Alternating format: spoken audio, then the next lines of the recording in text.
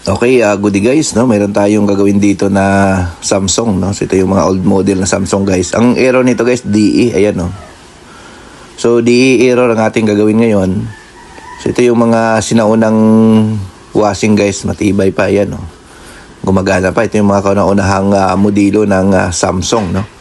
So yan, so malaki kasi ito guys, kaya hindi pa mag-give up ng ating customer. So DE error at saka working pa, no. So ito ngayon guys ang ating gagawin.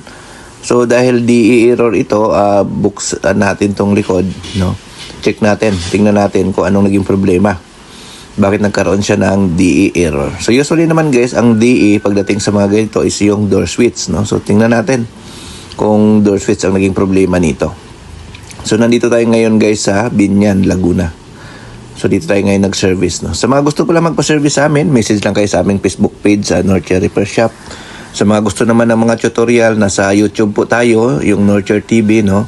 Marami na po tayong video dyan, tutorial sa mga gustong matuto, sa mga baguhan na gustong kumita sa mga washing machine, no. Gusto nyong matuto mag-repair ng automatic washing machine, nasa YouTube po ang ating mga tutorial. Nurture TV po ang ating YouTube channel. So yun, so i-follow and subscribe nyo lang guys para updated kayo sa aming mga video, no. So halos araw-araw naman tayo guys nag-upload ng mga video tips doon sa mga bagong technician. So yun nga, nabuksan na natin guys, napansin natin na murder pala ito ng mga daga, ayan no. Nginat-ngat yung mga wiring, no. So before na ngat-ngat na rin ito.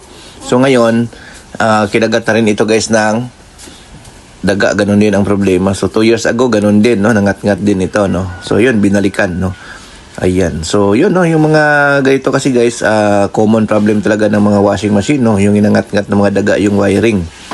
Kasi gusto nilang tumira dyan sa loob ng washing machine. So yun lagi ang naging issue, no, ng mga washing machine natin, ngat-ngat ng daga, no. So mostly sa mga repair namin, halos 50% guys, ngat-ngat ng daga ang naging issue ng mga washing machine. So yun nga, ipipix lang natin to, then okay na ito guys, no. So yun lang naman ang naging problema nito, yung mga wiring niya, nginat-ngat ng daga. So i-rewire lang namin to guys, then okay na ito, no.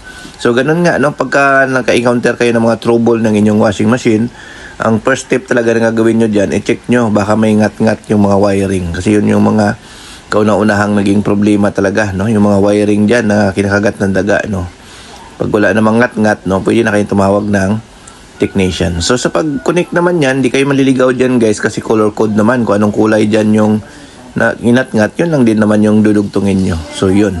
So ito nga, ipipix namin to guys, then okay na ito, no, para magamit na ng ating customer. Kasi nga, DE error lang. So putol lang guys yung wire ng papunta doon sa kanyang door switch. So yun, i-rewire lang natin to ito guys. Okay? Thank you. Bye-bye.